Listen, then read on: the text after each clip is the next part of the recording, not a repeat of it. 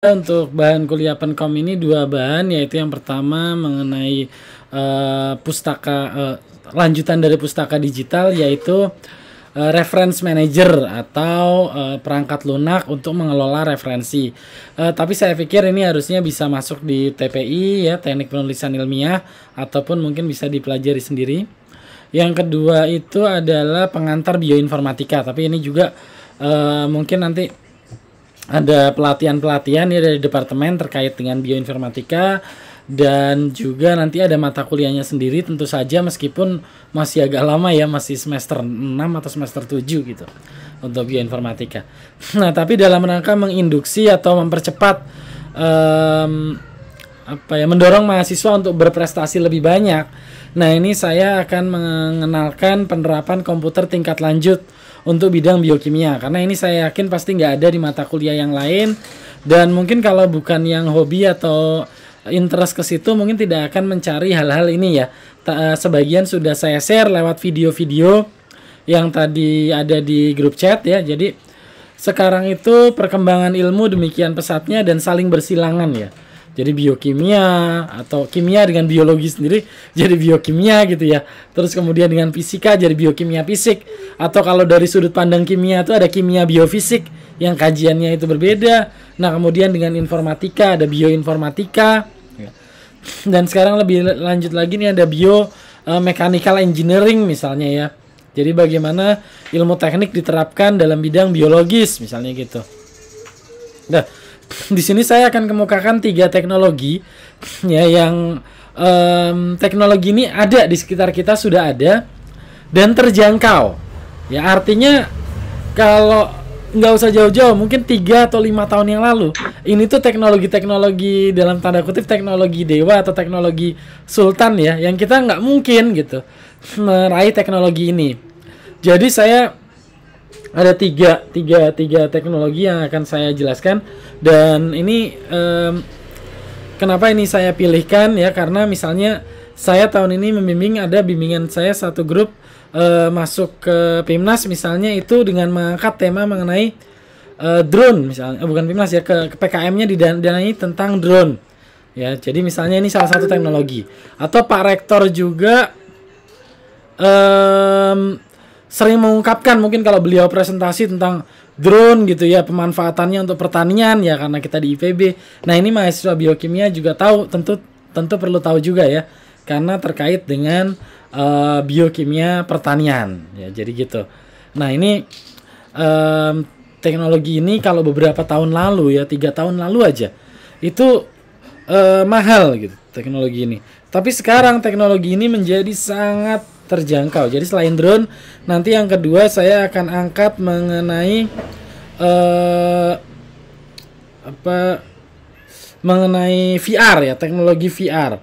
Saya ingat waktu 2017-2018 saya pernah mendesain proposal untuk pembuatan lab bioinformatika di Gedung Baru Biokimia, yang sayangnya ya tidak disetujui. Ya, jadi katanya bioinformatika kan bisa di laptopnya masing-masing gitu ya. Asumsinya seperti itu. Jadi waktu saya presentasi, nah waktu itu saya memasukkan ya anggaran untuk VR itu satu set VR plus komputer yang mumpuni untuk VR tersebut, itu satu setnya adalah sekitar 80 juta saya ingat ya. Jadi VR setnya itu sekitar 30 juta, laptop komputernya itu 30 juta, perangkat pendukungnya itu sekitar 20 juta. Nah, tapi sekarang dengan sistem yang sama itu kita bisa dapat dengan nilai 30 juta. Jadi dari 80 juta dengan spek yang sama kita bisa dapat 30 juta. Kalau kita mau spek yang kekinian ya 50 juta lah paling besar, itu kita bisa dapat satu set VR yang mumpuni untuk bioinformatika misalnya gitu. Itu VR. Nah, yang ketiga itu adalah 3D printing. Pak, 3D printing kan masih mahal ya kalau kamu beli alatnya. Kalau kita sewa gimana? Numpang ngeprint bisa, dan sangat terjangkau.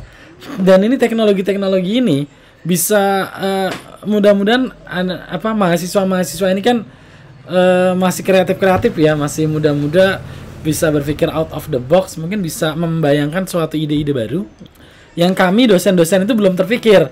Ya, nah nanti mahasiswa punya ide, ya kami akan bantu untuk membentuk ide-ide tersebut menjadi sesuatu yang lebih, yang sangat maju gitu ya, yang aplikatif. Jadi itu untuk penerapan komputer di bidang biokimia. Oke, jadi kita yang pertama ini adalah tentang 3D printing application in biochemistry. Jadi untuk printer 3D ya, ini kalau yang terdekat dengan kita di MIPA. MIPA itu punya di Fab Lab ya, printer 3D. Tapi sejauh ini yang memanfaatkan tuh anak Ilkom, statistik ya. Biokimia setahu saya belum pernah ada yang memanfaatkan akses itu 3D printer itu. Jadi saya belum tahu mekanismenya gimana. Nah, tapi yang jelas 3D printing ini adalah proses di mana kita bisa membuat objek 3 dimensi dari komputer. Nah, dasar-dasar teorinya mungkin saya nggak akan lari ke situ ya. Dari awal 3D printing memanfaatkan laser untuk memotong plastik, sampai kemudian memanfaatkan polimerisasi plastik, atau yang terbaru jadi dia nggak pakai serbuk lagi printingnya, tapi pakai kayak plastik panjang yang kalau suka main-main lem tembak ya, mirip seperti itu plastiknya. Nah, ini yang kemudian dimolding, dilelehkan, dicetak menjadi bentuk 3D. Nah, tadi saya sampaikan ya di awal bahwa 3D printing ini sekarang sangat terjangkau. Sangat terjangkau. Seberapa terjangkau sih? Saya coba browse ini ya, kemarin ya saya browse, ternyata Rp1.000. Ada yang menawarkan paling murah tuh Rp1.000 per gram ya, jadi per gram model tuh Rp1.000. Jadi nanti model kita ditimbang berapa gram. Kalau 100 gram ya jadi 100.000. Nah, itu kan masih terjangkau sebetulnya. Bayangkan kita bisa bikin 100 gram itu lumayan gede, lumayan berat. Kalau kamu bisa download struktur 3 dimensi protein misalnya dari PDB atau kamu dari protein data bank ya. Kamu download struktur 3 dimensi. Saya mau print ini 3 dimensi protein sama ligannya biar bisa dicocok-cocokin langsung gitu. Itu bisa. Dan dengan 20 gram, 10-20 gram itu udah jadi gitu, kecil-kecil sih. Kalau 100 gram itu cukup besar. Apalagi kalau mau 1 kilo, aduh gede banget gitu ya. Jadi itu sudah sangat terjangkau. Ya, jadi kalau peralatan-peralatan lab termasuk ya. Banyak peralatan-peralatan lab juga sekarang yang daripada susah, kadang kita dapat spare part harus impor. Ya udah, yang penting kita tahu ukurannya, kita scan 3 dimensi, kita bikin, kita bisa print sendiri 3 dimensi. Peralatan-peralatan lab itu daripada beli mahal. Saya masih ingat waktu saya balik dari Jepang ya, waktu saya balik selesai S3, saya ke Biokim. Waktu itu HPLC itu tidak digunakan ya, HPLC tidak digunakan. Saya nyalain lagi, saya setting lagi. Ternyata banyak pipa-pipanya yang sudah dimakan tikus karena lama nggak dipakai. Ya akhirnya saya harus ganti pipa itu. Nah, saya kontak supplier HPLC-nya. Saya kontak, kemudian harga pipa itu satu set ya, pipa sama konektornya itu satu set 1 juta. Wah, mahal banget. Saya bilang, udah. Nah, terus akhirnya ya udah saya potong aja pipanya sedikit. Saya bawa ke material. Saya mau cari pipa ukuran segini. Ada. Semeter cuma 6.000. Jadi sangat murah ternyata. Dan yang saya butuhkan cuma pipanya aja, nggak perlu satu set sama konektornya. Ya udah. Beliin berapa meter? 5 meter tuh udah cukup banget. Cuma habis 30.000 dibandingkan harus beli 1 juta. Tuh kadang kita seperti itu. Nah, ini tentu bukan cuma pipanya lagi. Dengan adanya teknologi 3D printing ini, spare part lain-lain yang susah-susah asal bahannya dari plastik bisa kita buat. Nah, sebetulnya ada juga 3D printing yang bisa nyetak logam, metal. Tapi itu masih tidak terjangkau lah, harganya masih mahal. Oke, ini adalah ekosistem dari 3D printing, banyak sekali. Yang paling kuat itu di tengah ini ya, ini ada HP, Ricoh, Creasio, dan yang lain. Saya sendiri tahun lalu sempat buat proposal kerjasama bersama Ricoh. Ricoh ini adalah perusahaan printing dari Jepang ya. Mereka punya divisi printing ini, jadi kita mau mengembangkan bioprinting untuk print cell. Nanti di akhir slide ini ada contohnya. Kita mau bikin itu di Indonesia. Di Jepang udah ada, tapi kan di Indonesia belum ada. Nah, kita mau mengembangkan itu di Indonesia, tapi sayangnya tidak didanai gitu ya proposalnya, jadi tidak bisa dilanjutkan untuk proyek penelitiannya. Tapi kebetulan juga karena kalau didanai berarti kan tahun 2020 harus jalan, sedangkan ini penelitiannya itu di Jepang gitu. Jadi nanti penelitinya atau saya harus berangkat ke sono, padahal lagi corona. Untung nggak jadi juga sih. Ya, jadi ini. Nah, bagaimana 3D printing untuk bidang-bidang ilmu yang terkait dengan bio ya atau medis ya. Yang pertama, anatomical learning, belajar anatomi. Kita bisa print tengkorak, jantung, paru, segala macam 3D. Ya, mau di zoom juga bisa. Kita mau print alveolus, virus. Kalau udah punya struktur 3 dimensinya, kita bisa print, kita pelajari. Gitu. Jadi waktu saya ke Thailand ya, ke Departemen Biokimia di Thailand, mereka itu ada. Jadi saya belajar dari sana. Wah, ini harusnya lab bioinformatika kayak gini. Ada VR sampai 30 set gitu ya. Ada 3D printing. Jadi kalau yang penelitian protein, mereka print 3D printing, bawa ke rumah ya, sambil mau tidur dilihat-lihat itu proteinnya 3 dimensinya gimana gitu ya. Daripada lihat-lihat di komputer, di laptop, pusing dari 3 dimensi ke 2 dimensi. Kemudian perencanaan pembedahan. Jadi kalau ada kelainan organ di dalam ya, misalnya kelainan ginjal, kelainan paru yang lain, itu di scan pakai USG, pakai Ronsen. Nah, dari hasil scan itu dapat gambar 3 dimensi ya. Sekarang Ronsen udah 4 dimensi. Nah, dari gambar 3D ini di print. Nah, sehingga bisa dipegang tuh, bisa kelihatan, oh ini bagaimana, kelainannya di mana. Obat. Kendala obat sekarang bagaimana? Kendala obat adalah dosis itu nggak tepat. Kenapa? Contoh, obat ini didesain untuk obat-obat umum, itu biasanya didesain untuk orang dewasa berat 70 kg. Bagaimana dengan kalian yang beratnya 50 kg? Overdosis dong. Dapatnya 70 kg dosisnya. Kalau saya yang beratnya lebih dari 70, kurang dong. Kurang, minum 2, wah kelebihan jauh banget. Jadi gimana? Nah, ini obat di print. Ya, jadi bahan aktif obat masukin ke 3D printer, masukin dosisnya berapa, di print obatnya. Jadi kapsul itu punya bobot yang tepat sesuai bobot organ orang itu.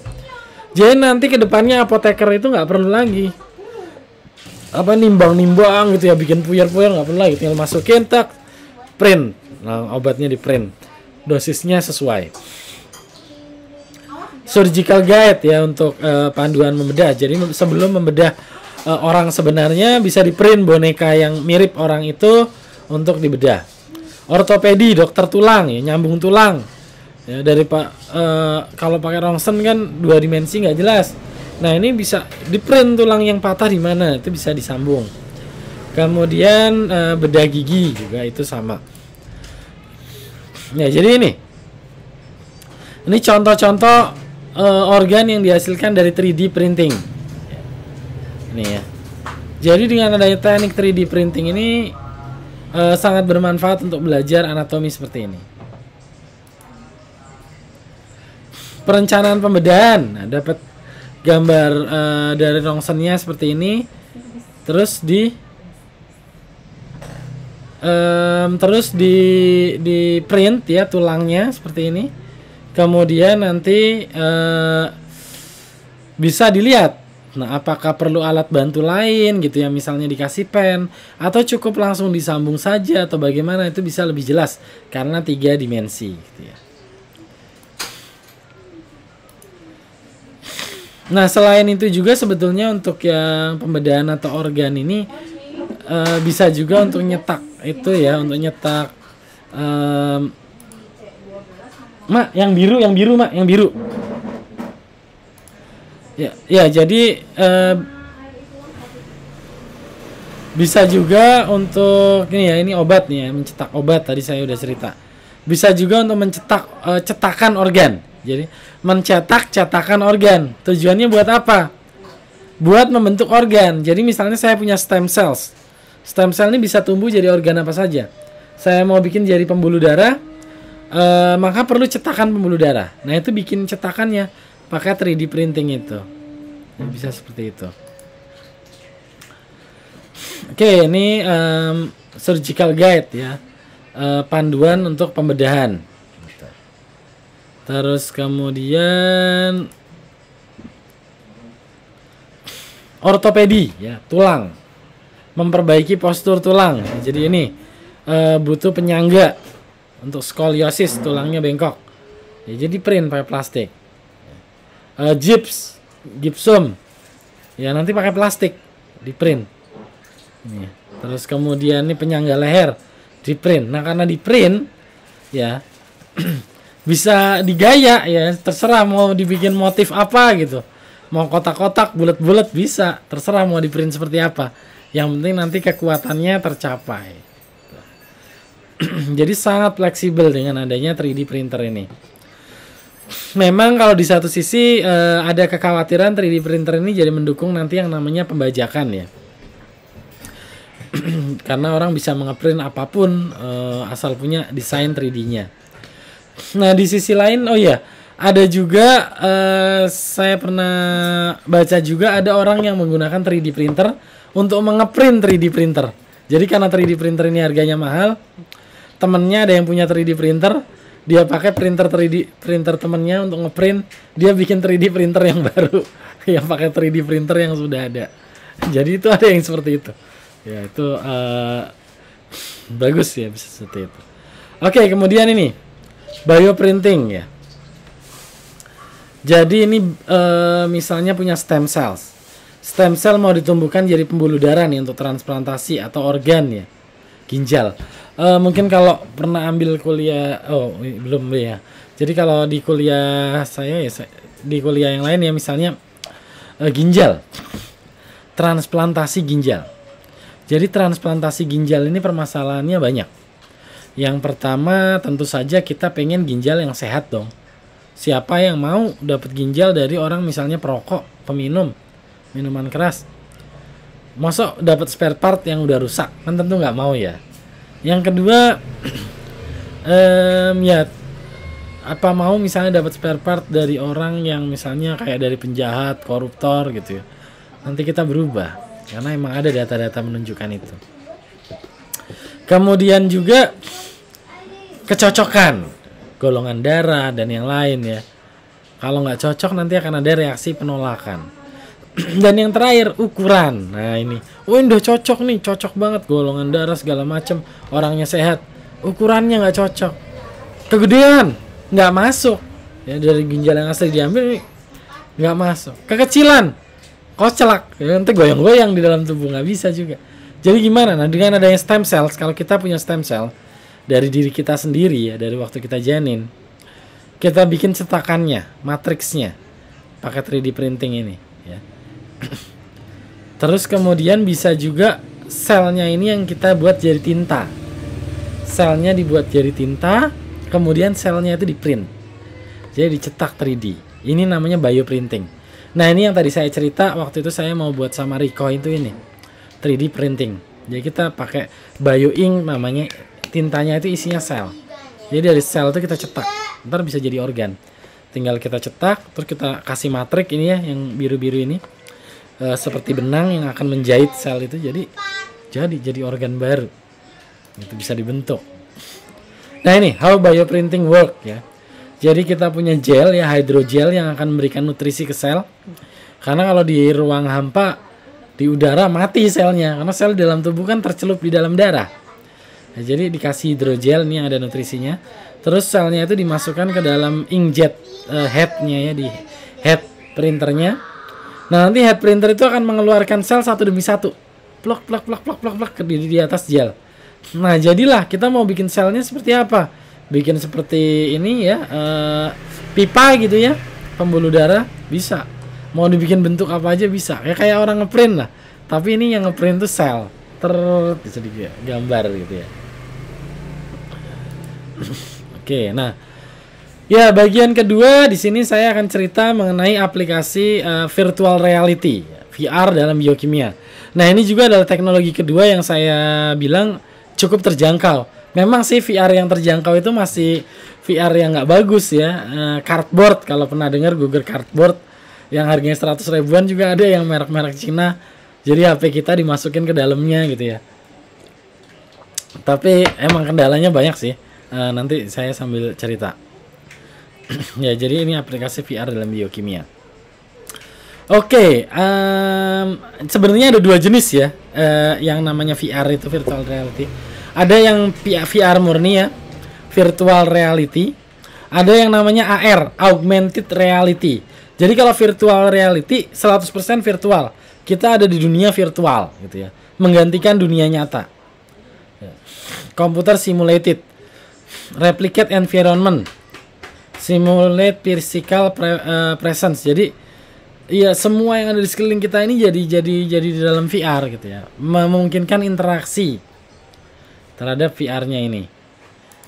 Yang kedua, ini contohnya nih, VR virtual reality, atau yang sekarang sudah aplikasi nih, Oasis ya. Oasis itu nama games di dalam film namanya Ready Player One. Mungkin bisa nonton, kalau yang belum nonton ya rekomen tuh, sainsnya bagus. Nah, jadi dan game Oasisnya itu sekarang udah ada. Tadi saya share juga. Jadi game Oasisnya udah ada. Memang harganya masih mahal, kalau nggak salah subscriptionnya itu $2.000 per tahun. Ya sekitar 20 juta setahun, mahal banget kan? Ya jauh lebih mahal daripada PUBG gitu ya. Jadi mahal banget memang masih belum terjangkau. Nah, tapi dia betul-betul sudah ada virtual world-nya. Jadi kalau kita masuk ke situ, kita pakai VR set, oh sudah betul-betul ada di dunia maya itu ya. Yang kedua AR, augmented reality. Nah, ini adalah augments atau menambahkan sesuatu kepada dunia nyata. Nah, jadi ini blend dengan dunia nyata. Nah, augmented reality ini yang paling populer nih, Pokemon nih, populer banget nih. Ya, Pokemon ini augmented reality yang cukup populer. Jadi kita di kamera kita ngambil dunia nyata, nanti Pokemonnya muncul di situ gitu ya. Itu adalah augmented reality. Nah, atau ini ada, kalau yang suka drakor ya, ini ada film Korea Memory of, saya lupa judulnya jadinya, Memory of Algebra, Alhambra, Memory of Alhambra, Pak. Oh iya, tuh kan yang penggemar drakor ya. Memory of Alhambra gitu ya. Ya, ini contoh augmented reality ya, AR ya. Memang bedanya VR dengan AR, kalau VR itu efek sampingnya kalau yang nggak biasa itu begitu dilepas tuh pusing, mual gitu ya. Karena kita betul-betul ada dunia maya gitu, kita di imajinasi kita dimainkan, otak kita, persepsi kita dimainkan sehingga mual. Tapi kalau AR enggak, karena kita tetap di dunia nyata, cuman ada item atau objek-objek yang ditambahkan. Itu augmented reality, AR ya. Ya jadi itu. Tapi ya balik lagi ya, apalagi kalau ini teknologi ini kamu kasih ke orang-orang yang udah sepuh gitu ya, yang tidak, kalau kalian kan udah native ya, generasi native, generasi Z untuk ke teknologi sekarang ya. Kalau orang-orang yang lebih senior itu kan begitu dikasih kayak gitu pusing, bingung gitu ya, membedakan dunia nyata, dunia maya gitu ya. Oke, jadi kita masuk ke toolsnya ya, tools untuk VR. Jadi kalau tadi printer ya, 3D printing, toolsnya itu mahal, jadi kita bisa sewa saja. Jadi saya nggak cerita ke tools, tapi untuk VR ini saya akan cerita beberapa tools ya. Jadi ini yang saya bikin proposalnya dulu, Oculus Rift ya. Ini yang standarnya itu VR itu adalah Oculus. Ini VR yang paling pertama. Ya, teknologinya juga ya paling, kalau bisa dibilang paling canggih lah ya, Oculus ini. Dan aksesorisnya banyak, tapi emang requirement-nya tinggi. Jadi kalau sekarang saya cek browsing, Oculus set itu mungkin sekitar 10-15 juta. Ini Oculus setnya. Belum termasuk laptopnya ya. Laptop yang mumpuni buat main ini paling nggak harganya 20-an. Jadi masa game VR-nya 15 juta terus pakai laptop yang 5 juta? Nggak ngangkat ya. Gitu ya. Jadi paling nggak 20-an. Jadi ya dengan budget 50 juta sama aksesori lainnya ya. Karena ya kita pengen itu sih minimal ada, apa itu namanya, travelator bukan travelator, kayak ya itu untuk yang jalan itu yang 2 dimensi itu, jadi kita aman gitu ruangannya. itu paling enggak ya butuh 50 juta. 50 juta untuk setting VR yang standar seperti ini. Ya, kemudian ini ya sebentar ya. Udah dibuka sini. Udah dibuka. Ya, aku mau ambil kunci motor. Bentar ya.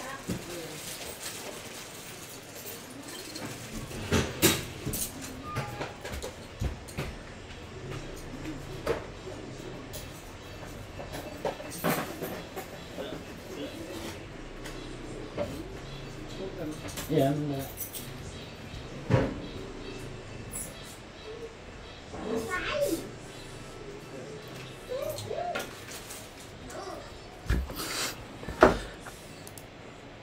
Oke, ya maaf ada gangguan sebentar.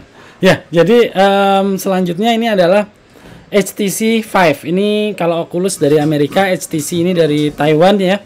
Ini yang kelas 2-nya lah, tapi memang budgetnya masih mahal juga, masih 10 ya 5 sampai 10 lah harganya HTC Vive. Nah, banyak lab-lab bioinformatika yang rekomennya itu HTC Vive karena kekuatannya itu nggak beda jauh sama Oculus ya. Fiturnya nggak beda jauh tapi lebih murah ini dari Taiwan. Kemudian, nah ini mah mainannya anak-anak Sultan ya.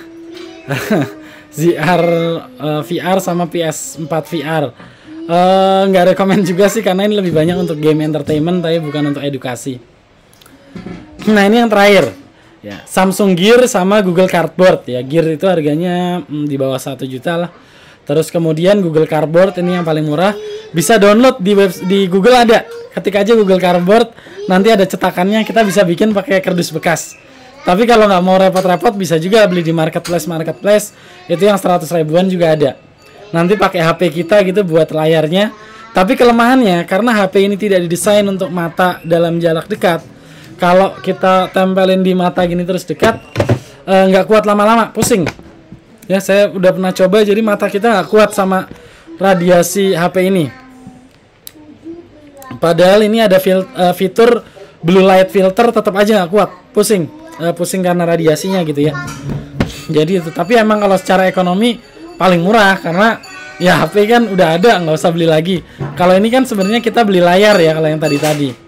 Jadi kayak gini nih kita beli layar ini. Jadi ya kita beli layar jadi lebih mahal harganya.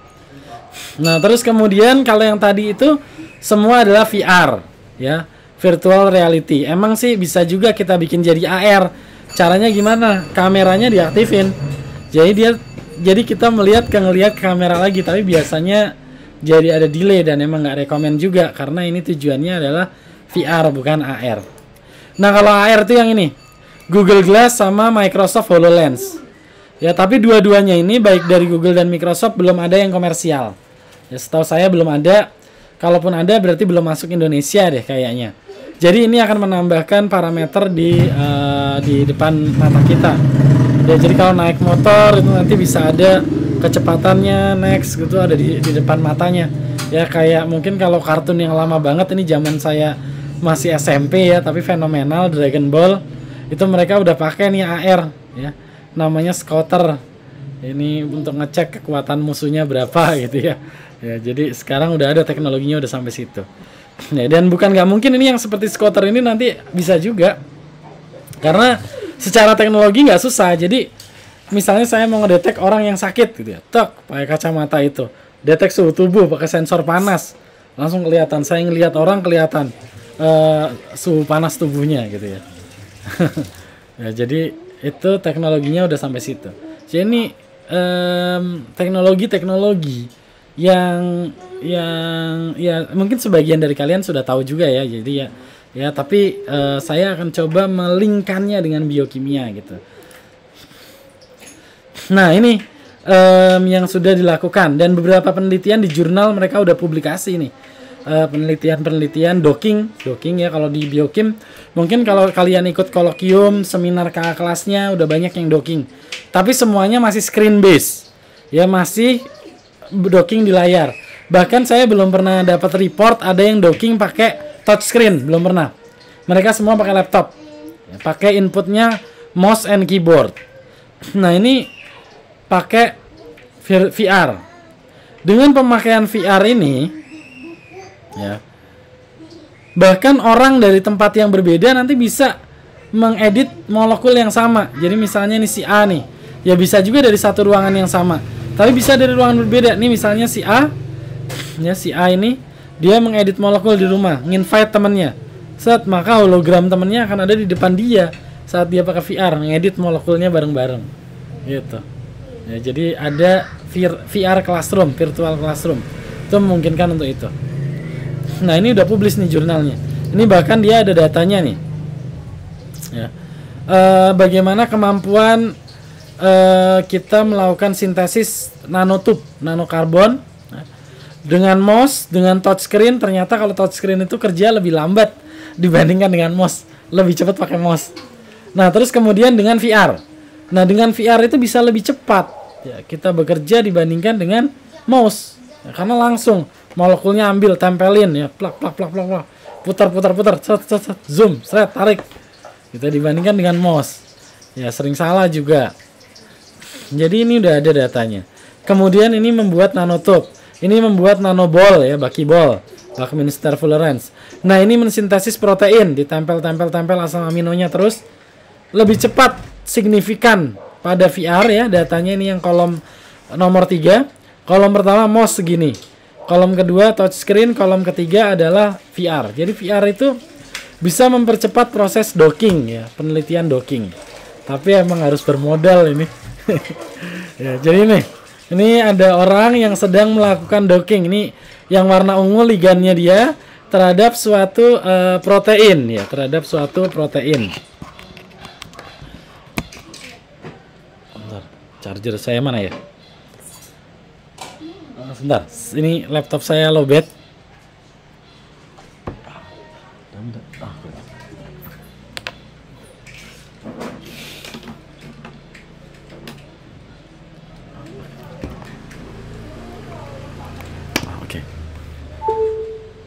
Ya, oke, sudah dicas. Ya, baik, ini dia sedang melakukan docking ya. Lihat di tangannya dia punya VR controller, jadi ligannya bisa ditempelkan di molekul itu. Oh, di sini nggak cocok, putar molekulnya. Oh, situs aktifnya di sini, di sini, di sini. Nah, dulu Watson dan Crick ya, kalau ingat penemu DNA namanya Watson dan Crick, itu juga kerjanya gini. Jadi kan zaman itu komputer belum banyak.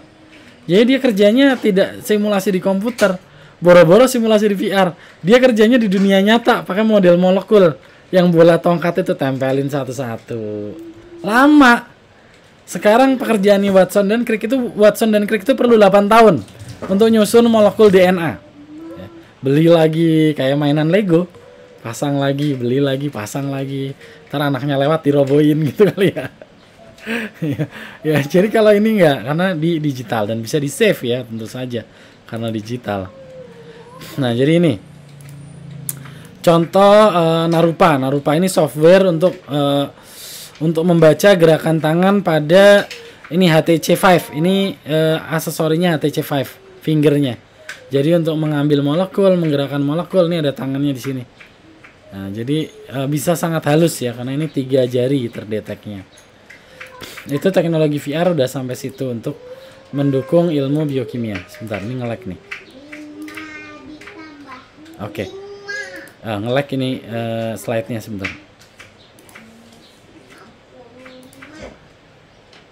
Ya, selanjutnya saya akan berbicara tentang teknologi yang ketiga, yaitu drone. Nah, ini yang sering dipresentasikan oleh Pak Rektor nih. Pemanfaatan drone untuk biokimia pertanian. Jadi drone itu kalau beberapa tahun yang lalu itu adalah mainan yang cukup mewah ya, harganya mahal. Tapi sekarang drone itu sangat murah. Ya, bahkan ada yang beberapa ratus ribu aja udah ada. Bahkan kalau mau murah dan high spec, ya, mending rakit gitu katanya. Mending rakit. Ya, rakit sendiri aja. Bodinya bikin dari fiber, kalau nggak dari kayu balsa, potong sendiri. Dinamonya beli sendiri. Flight controller, electronic stabilizer, ya, beli aja sendiri semua, baterainya, rakit sendiri, itu bisa murah. Ya, kemudian ini apa namanya brand drone yang umum ya. Ada yang general fokus, ada yang agriculture fokus, ada yang service jasa ya, seperti ini Devron ini jasa dia. Ada yang hardware dan software, jadi jualan alat. Yang paling populer namanya DJI. Ini standarnya DJI ya. Saya juga pakainya DJI gitu. Jadi DJI ini membuat drone untuk general needs ya, untuk kebutuhan umum. Ada hardware dan softwarenya juga dia buat. Dan dia kerjasama dengan Intel juga misalnya untuk prosesornya, makanya bagus. Kemudian ada drone yang khusus, ini Egg Eagle. Kalau untuk pertanian Egg Eagle ya tentu aja karena keperluan khusus harganya juga mahal karena ini bisa berat nih, bisa ngangkat pestisida gitu. Egg Eagle ini gede, jadi ya tidak untuk pemilikan pribadi lah ya. Nah, enaknya di Indonesia ya, kalau di luar di beberapa negara lain kayak di Amerika ini SIM-nya beda ya, jadi bahkan drone mainan ya itu harus punya SIM juga, harus punya sertifikat dari Kementerian Perhubungan di Amerika untuk menerbangkan drone-drone itu ya. Nah, drone yang keperluan khusus SIM-nya beda lagi, jadi kayak SIM A sama SIM C gitu, beda kalau di Amerika. Dan itu diterbitkan oleh pemerintah, makanya susah. Nah, di Indonesia drone itu surat izinnya diterbitkan oleh Asosiasi Penerbang Drone, jadi cuma orang kumpul-kumpul aja, makanya gampang untuk dapat SIM-nya. Itu pun kalau kita cuma main-main drone mainan ya kita nggak bakal ditangkap sih, nggak usah ngurus izinnya ya. Bahkan jangankan drone mainan, kamu main drone-drone yang gede-gede ini kayak drone untuk nyemprot pestisida juga nggak apa-apa tanpa izin, nggak ada terus polisi yang nangkep mana SIM-nya gitu, nggak, aman. Yang penting tidak bermain di lokasi-lokasi yang memerlukan izin. Di mana? Lokasi-lokasi sekitar bandara ya. Biasanya itu atau militer itu ada izin khusus, cuman penerbang yang boleh, kalau nggak boleh ya. Kalau misalnya kita main di tempat-tempat umum ya nggak apa-apa, nggak usah pakai izin itu, masih bebas. Jadi sebenarnya enak di situ ya. Dan bahkan itu tadi ya, kalau mau beralih ke yang advance kita develop ya, termasuk saat ini juga beberapa pihak militer itu mereka pakai drone untuk mendeteksi suhu tubuh untuk COVID ya di tempat-tempat umum. Jadi kayak di taman mereka pakai drone untuk pakai thermal sensor, detek kalau ada orang yang suhu tubuhnya tinggi langsung dijemput nanti. Jadi itu ada fungsi-fungsi seperti itu. Oke, nah selanjutnya drone itu namanya UAS ya, Unmanned Aerial Systems. Dia terdiri dari UAV, Unmanned Aerial Vehicle atau drone-nya itu tadi, GPS, kamera sama komunikator atau remote-nya yang dikendalikan oleh orang. Ada juga yang otomatis. Tapi tetap aja otomatis kan harus diprogram, berarti tetap ada peran serta orang. Nah, drone itu dibagi dua. Yang pertama multirotor yang seperti ini. Ini lebih mudah dikendalikan ya. Kalau mau belajar pakai yang ini. Yang kedua fixed wing atau yang menyerupai pesawat terbang. Nah, yang pesawat terbang ini lebih susah karena mendarat itu susah. Kalau mau coba aja dari game-game itu ya, game-game airplane simulator, flight simulator, itu bagian mendarat itu bagian yang susah ya. Tapi kalau ini mudah karena seperti helikopter, mendarat tinggal turun aja. Bahkan pada beberapa fitur dia punya auto landing, tinggal pencet udah mendarat sendiri. Jadi lebih mudah karena kalau kita nggak bisa mengendalikan dengan baik, sekali terbang nabrak, aduh habis juga nanti uang jajannya ya. Jadi ini untuk agriculture biasanya ini yang standar yang terjangkau ya. Ini Agras, DJI Phantom, DJI M100.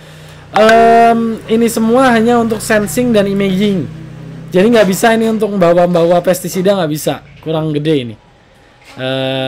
Ya ini aja harganya udah lumayan nih. Kayak yang paling murah di antara tiga itu ini Phantom 4, tapi ini aja harganya udah sekitar 25 ini.